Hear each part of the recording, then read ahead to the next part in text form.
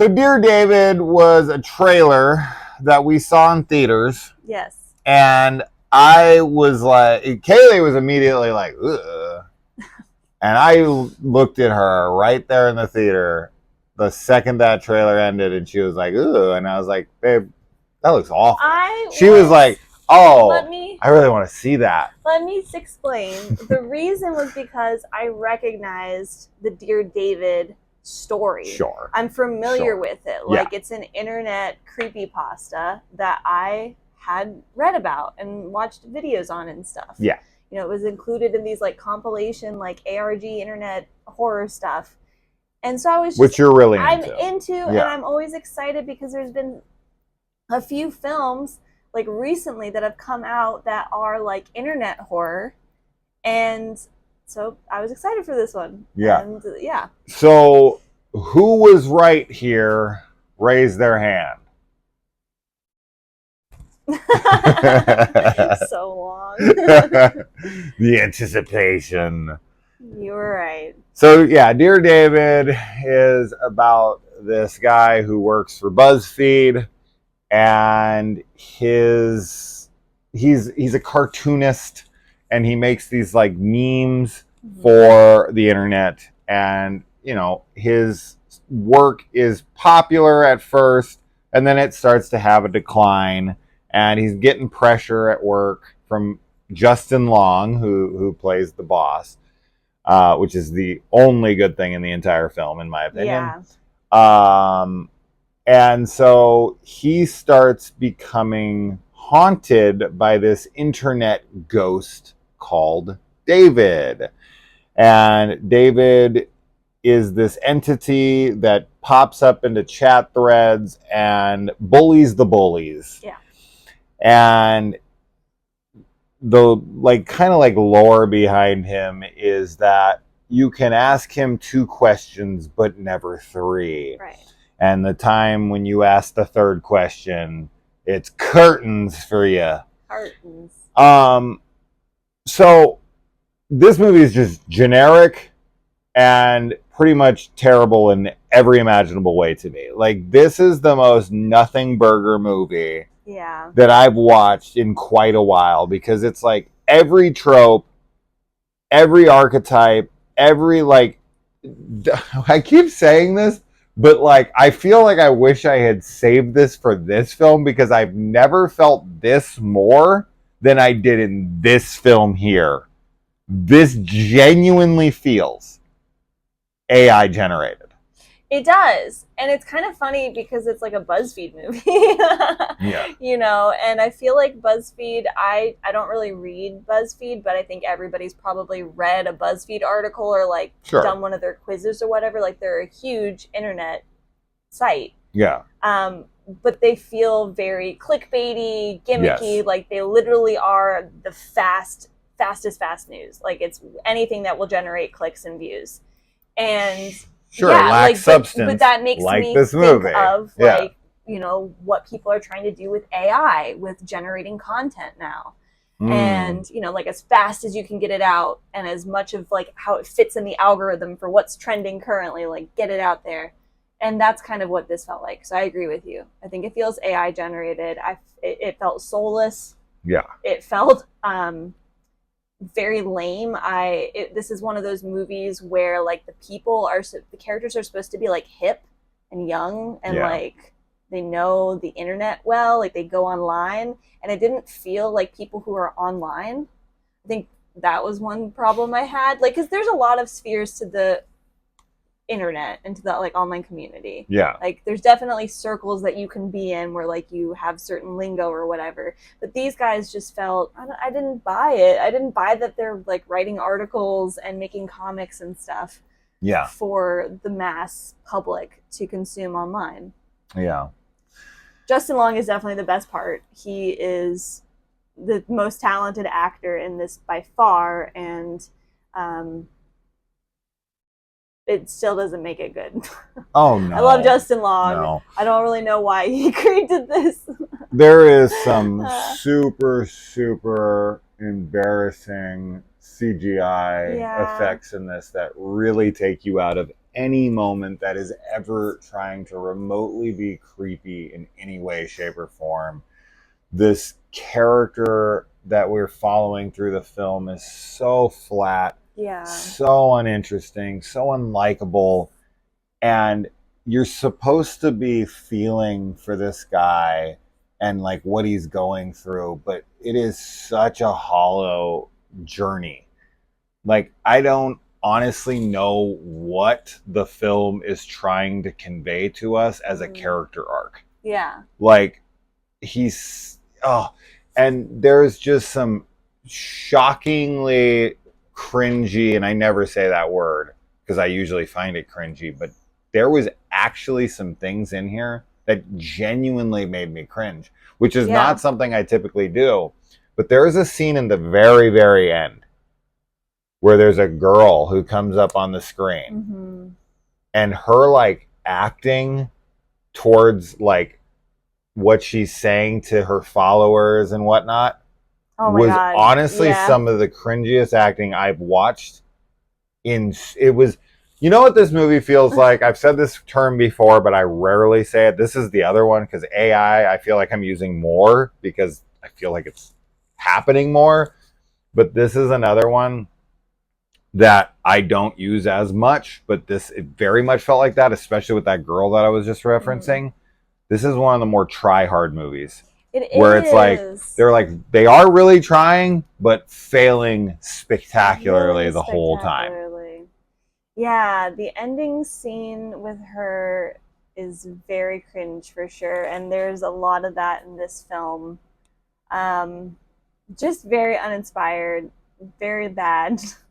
Not a good watch at all. And it's a shame because I really love internet horror. I love analog horror. I know that there's a ton out there that I haven't even like delved into. Yeah. Like there's a whole wealth of scary stories involving the internet and technology. And I think I've said it before on the channel, like I think it's so fascinating and I think it's so cool to see how the internet is shaping how we tell horror stories and how, you know, technology affects us. But every time, I don't think there's been a single, like one of these like creepypasta movies that we've watched that have been like, oh, they got it. Like they did it right. Like it just never works out because it's always like designed to try and be like I don't know what the word I'm thinking of, like not like, I guess like a cash cow. It's like they're just trying to make like a jump scare movie with like a gimmick, but they're doing it a cash grab. But it never ends up working. I think the one that probably gets closest, and I wasn't even a huge fan of this movie, is Let's All Go to the World's Fair. That was probably the closest of like capturing a tone and atmosphere that I feel is, relevant, representative, of like an ARG or a creepypasta or anything like that. But everything else, like, I mean, if I'm going off of that, I know it's not technically, but like there is one thing for sure that absolutely nails that 100% in its atmosphere and its setup is Channel Zero. Well, sure, yeah, Channel Zero is definitely the like better version. It's just better. Well, okay, it's fantastic. I love Channel Zero, but I mean, yeah, it is like an urban legend. It does have that, like, especially the first season for sure. Yes. So yeah, I guess that would be the best example that we have. Like but broadcast signal intrusion, right? Yeah. Movies like that, right? Freaking Banshee Chapter. Yeah. That's what I think of when I think of like the atmosphere that a creepypasta would have to have. It's just that there are these like very iconic stories for people, like, like Slender Man, right? Like there's been a lot of Slender Man content out there. Dear David is another one. There's like Ben Drowned. There's all these different like stories that people are familiar with, and like you sit there and like you read them and you get creeped out and you're like buying into that somebody is like had to type an email to, you know, their friend to explain what's happening. Like the gimmick is that it's real, right? Which is why I think it lends itself really well to found footage. That medium seems to be like the one that would work best for it. But I don't know.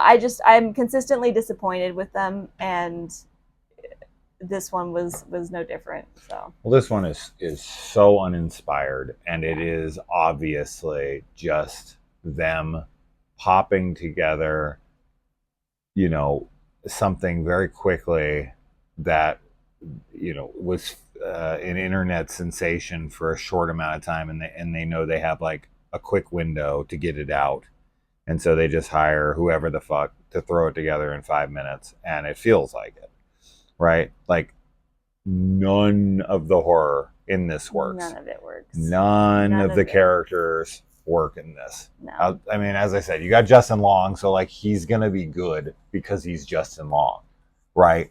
But this is something that he had to step back from and be like, what the hell am I doing here? But they could have cast anybody in his role. Like, he isn't a main, is not like a main part of the film, you know? And This is one of the lowest rated films of the year for me. Yeah, me too. I only gave like 1 or 2 half-star ratings this whole year, and this got a 1-star rating, and it only didn't hit the half-star because of Justin Long. If it wasn't for him, it would have been a whole half-star. Yeah. He's a star. He is. But it got a star. Yeah. For the star in it. Yeah.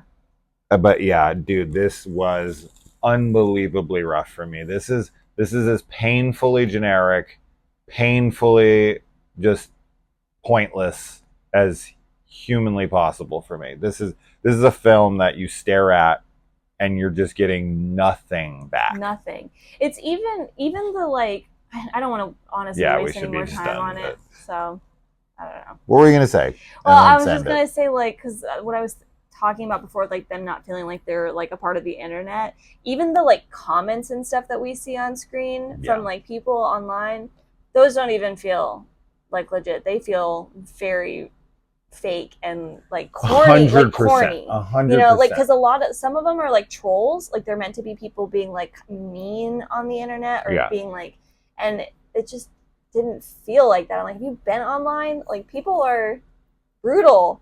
Yeah, and they're more witty too. Like, people are wittier. Like, that's like the whole thing. Is, wittier. You want to get like attention for being like mean and funny, which is super lame too. But yeah, you're right, because there's scenes, so many of them, where he's getting like trollish comments towards him, and then he'll say something so basic and so dumb and so just instant response, like, no, fuck you.